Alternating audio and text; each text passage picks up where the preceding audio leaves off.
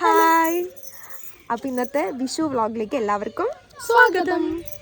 ഞങ്ങളുടെ ഏറ്റവും പ്രിയപ്പെട്ട യൂട്യൂബ് ഫാമിലി മെമ്പേഴ്സിന് എല്ലാവർക്കും ഞങ്ങളുടെ ഹൃദയം നിറഞ്ഞ വിഷു ആശംസകൾ. ഇപ്പം നിങ്ങൾ കണ്ടുപിടിക്കുന്നത് വിഷു ദിവസത്തെ അല്ല കേട്ടോ, അതിൻ്റെ തലേന്ന് ഞങ്ങൾ കൊന്നപ്പൂ വലിക്കാനായിട്ട് പോയപ്പോൾ എടുത്ത വീഡിയോസാണ്. രാവിലെ നേരത്തെ എല്ലാവരും എത്തുന്നതിന് മുന്നേ പോയാൽ മാത്രമാണ് നമുക്ക് ഇഷ്ടമുള്ള ക്വാണ്ടിറ്റിയിൽ നമുക്ക് കൊന്നപ്പൂ കിട്ടുള്ളൂ. അതുകൊണ്ട് രാവിലെ നേരത്തെ പോയി. വൈകിട്ട് ഞാനും അമ്മയും ചക്കവും കൂടി ആലത്തൂർ ഇറങ്ങി. കാര്യം കുറച്ച് സാധനങ്ങൾ പെൻഡിങ് ഉണ്ടായിരുന്നു കണിക്കുള്ളത്. അപ്പോൾ ആദ്യം തന്നെ ഫ്രൂട്ട്സ് വാങ്ങിക്കാനാണ് പോയത്. ഒരുപാട് സാധനങ്ങൾ അവിടെ സ്റ്റോക്ക് ഔട്ട് ആയിരുന്നു. കാര്യം രാവിലെ മുതൽ ആൾക്കാർ വന്ന് എല്ലാം വാങ്ങിച്ചിട്ട് പോയി എന്നാണ് പറഞ്ഞത്.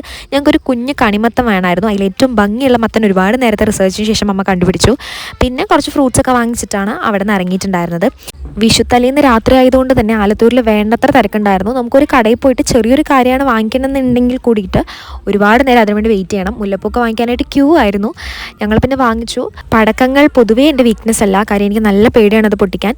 പൊട്ടാത്ത എന്നാൽ കാണാൻ നല്ല ഭംഗിയുള്ള സാധനങ്ങൾ മാത്രമാണ് ഞാൻ കത്തിക്കാറ്. കമ്പിത്തിരി, മത്താപ്പ്, പൂക്കുറ്റി, ഇതുപോലെ വലിയ പ്രശ്നമില്ലാത്ത സാധനങ്ങൾ മാത്രം. പിന്നെ പൊട്ടുന്നതൊക്കെ അച്ഛനും ചക്കവും കൂടിയാണ് പൊതുവേ വിഷുവിനൊക്കെ പൊട്ടിക്കാറ്. ഒരു അൽഫാം വിരോധിയുടെ മുഖഭാവമാണ് നിങ്ങൾ കണ്ടുകൊണ്ടിരിക്കുന്നത്. എൻ്റെ അമ്മയ്ക്ക് അൽഫാം, ഷവർമ, മന്തി ഇതിൻ്റെ ഒന്നും സ്മെല്ല് ഇഷ്ടമല്ല. ഞങ്ങൾക്കാണെങ്കിൽ അത് ഒബ്സസ്ഡ് ആണ്.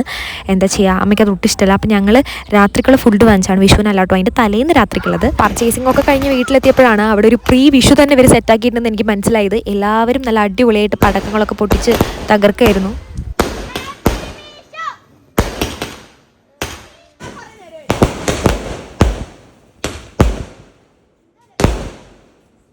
എന്തൊരു പരിപാടി നടക്കുന്നുണ്ടെങ്കിലും അത് വിഷു ആയാലും കല്യാണങ്ങളായാലും എന്തൊക്കെയായാലും അതിൻ്റെ തലേന്നാണ് ഏറ്റവും രസമായിട്ടുണ്ടാവുക എന്നുള്ളത് എനിക്ക് തോന്നിയിട്ടുണ്ട്. അതുപോലെയായിരുന്നു ഇവിടെയും.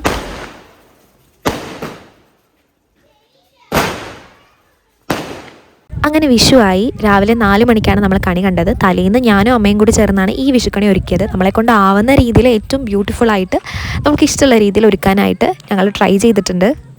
കാര്യം ഈ വിഷു ദിവസം നമ്മൾ കാണുന്ന ഓരോരോ കാര്യങ്ങളുടെയും പ്രോസ്പെരിറ്റിയും ഐശ്വര്യവും ഈ വർഷം മുഴുവൻ നമുക്ക് കിട്ടും എന്നുള്ളൊരു വിശ്വാസം എനിക്കുണ്ട്.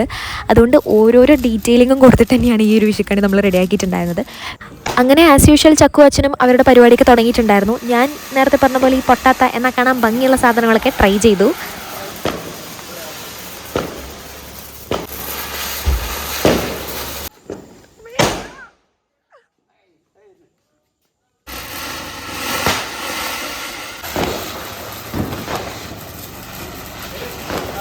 വിഷുവായിട്ട് പടക്കം പൊട്ടിച്ചുകൊണ്ട് നിൽക്കുന്ന കണ്ടപ്പോൾ വേഗം പോയിട്ട് റെഡിയാവായിട്ട് വരാൻ പറഞ്ഞപ്പോൾ ഞാൻ ഇതൊരിക്കലും പ്രതീക്ഷിച്ചില്ല. എല്ലാവരും ട്രഡീഷണൽ നല്ല സുന്ദരന്മാരായിരുന്നു.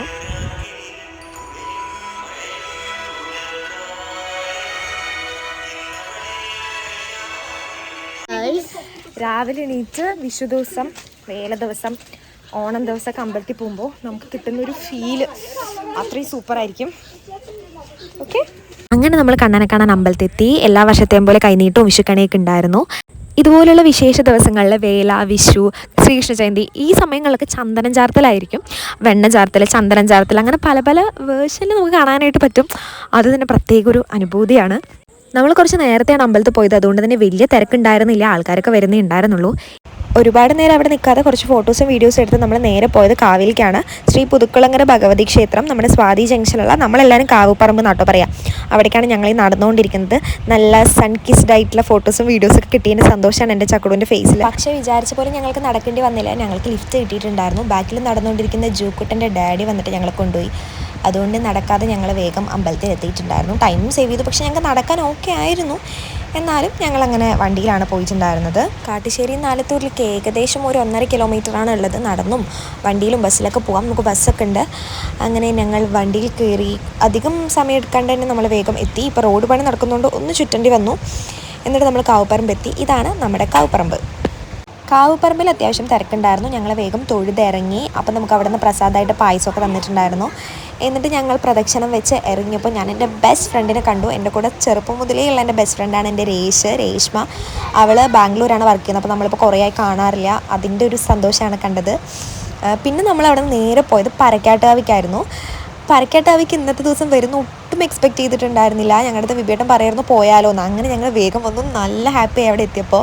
കാര്യം കുറച്ച് ദൂരം ഉള്ളതുകൊണ്ട് നമുക്ക് എപ്പോഴും വരുന്നൊരു അമ്പലമല്ല പരക്കാട്ടാവ്. കാവശ്ശേരി പൂരത്തിന് പോലും വരാൻ പറ്റിയിട്ടുണ്ടായിരുന്നില്ല, നമ്മുടെ ഡാൻസ് പ്രോഗ്രാം ഉള്ളതുകൊണ്ട്. അങ്ങനെ അമ്പലം എത്തി. അവിടെയൊക്കെ കണ്ടപ്പോൾ തന്നെ ഭയങ്കര ഹാപ്പി. നല്ല തിരക്കുണ്ടായിരുന്നു. പക്ഷേ എന്തോ അൺഎക്സ്പെക്റ്റഡ് ആയിട്ട് വന്നുകൊണ്ട് പ്രത്യേക ഒരു സന്തോഷമായിരുന്നു ഞങ്ങൾക്ക് എല്ലാവർക്കും. വീട്ടിൽ നിന്ന് രാവിലെ കണി കണ്ടിട്ട് അങ്ങനെ വന്നതുകൊണ്ട് ഞങ്ങൾ ആരും കഴിച്ചിട്ടുണ്ടായിരുന്നില്ല. കുട്ടികൾക്കൊക്കെ വിശക്കുന്നുണ്ടായിരുന്നു. അപ്പോൾ നമ്മൾക്ക് ചായ കുടിക്കാമെന്ന് നമ്മൾ അടുത്തുള്ളൊരു ചായക്കടയിൽ പോയി ചായ കുടിച്ചു. എത്ര പേര് എന്നെപ്പോലെ ഈ ചായ കുടിച്ച് കഴിയുമ്പോൾ വേർക്കും. ഞാൻ ചായ കുടിക്കാത്ത ഒരാളാണ്, എനിക്ക് അത്ര ഇഷ്ടമല്ല. ഞാൻ കാപ്പിയാണ് വല്ലപ്പോഴും കുടിക്കാറ്. ഞാൻ കാപ്പി തന്നെയാണ് ഇന്നും കുടിച്ചത്. നന്നായി വേർത്ത് കുടിച്ചു. പിന്നെ വീട്ടിലേക്ക് പാട്ടൊക്കെ വെച്ച് ചില്ല് ചെയ്തിട്ടാണ് ഞങ്ങൾ പോയിട്ടുണ്ടായിരുന്നത്. ഈ കുട്ടി ചിരിക്കില്ല ഇത്തുക്കടം, അവൻ ഞങ്ങൾ എന്തൊക്കെയോ പറഞ്ഞ് ചിരിപ്പിക്കുകയായിരുന്നു. വീടെത്താറായപ്പോഴത്തേനും ഇവർക്ക് മുണ്ടൊക്കെ മതിയായി. ഇവർ വെള്ളാട്ട പോക്കറെ പോലെ തലയിൽ വെച്ച് പോകുന്നു എന്ന് ഞാൻ പറഞ്ഞപ്പോൾ അത് കേട്ടിട്ടാണ് ആർച്ചിങ്ങനെ ചിരിക്കുന്നുണ്ടായിരുന്നത്. നമ്മുടെ ഇവിടെയൊക്കെ വിഷുവിന് വിഷുക്കഞ്ഞിയാട്ടം ഉണ്ടാവാറ് സ്പെഷ്യലായിട്ട്. സദ്യയൊന്നും ഞാൻ അങ്ങനെ കണ്ടിട്ടില്ല. ഈ കണിയിലുള്ള സാധനങ്ങളൊക്കെ എടുത്തിട്ടാണ് നമ്മൾ കഞ്ഞി വെക്കാറ്. അത് കുടിച്ച് കഴിഞ്ഞതും ഒരാൾ നല്ല അന്തസ്സായിട്ട് ഉറങ്ങാൻ തുടങ്ങി.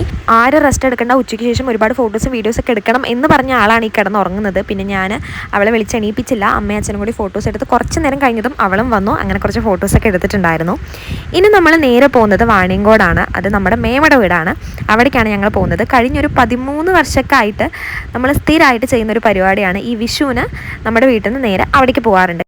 കാര്യം അവിടെ ഒരു കുഞ്ഞ് ക്ലബ്ബുണ്ട്, മിഴി ആർട്സ് ആൻഡ് സ്പോർട്സ് ക്ലബ്ബ്. അതിൻ്റെ ഇനോഗ്രൽ കാര്യങ്ങളൊക്കെ കഴിഞ്ഞത് ഈ ഒരു വിഷു ദിവസമായതുകൊണ്ട് മുടങ്ങാതെ എല്ലാ വർഷവും ഓരോരോ പരിപാടികൾ അവിടെ അവർ സെറ്റ് ചെയ്യാറുണ്ട്. നല്ല രസമാണ്. ഈ പരിപാടിക്ക് ഞങ്ങൾ എന്താ ഇത്ര എക്സൈറ്റഡ് എന്ന് ചോദിച്ചു കഴിഞ്ഞാൽ, എനിക്കൊരു 10-11 വയസ്സുള്ള സമയത്താണ് ഈ മിഴി ക്ലബ്ബ് അവിടെ വന്നിട്ടുണ്ടായിരുന്നത്. സമ്മർ വെക്കേഷൻ ആയതുകൊണ്ട് ഞാനും ചക്കും അവിടെ തന്നെ ആയിരുന്നു.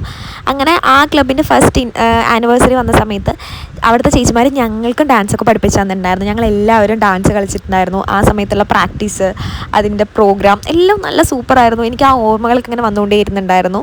ഇപ്പോൾ ഇവിടെ ഒരു ഫോക്ക് ബാൻഡായിരുന്നു വന്നിട്ടുണ്ടായിരുന്നു. അവരുടെ പരിപാടിയും നല്ല സൂപ്പറായിരുന്നു.